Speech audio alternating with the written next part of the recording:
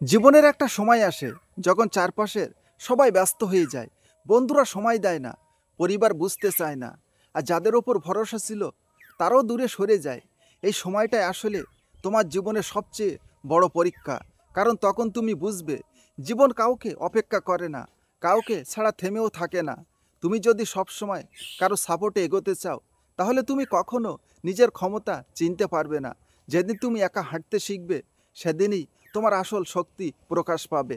একাকিত্ব কোনো দুর্বলতা নয়, এটা এক ধরনের শক্তি, যেখানে তুমি নিজেকে গঠন করতে পারো, নিজের ভুল থেকে শেখার সময় পাও, আর নিজের ভেতরের আসল মানুষটার সঙ্গে পরিচিত হতে পারো।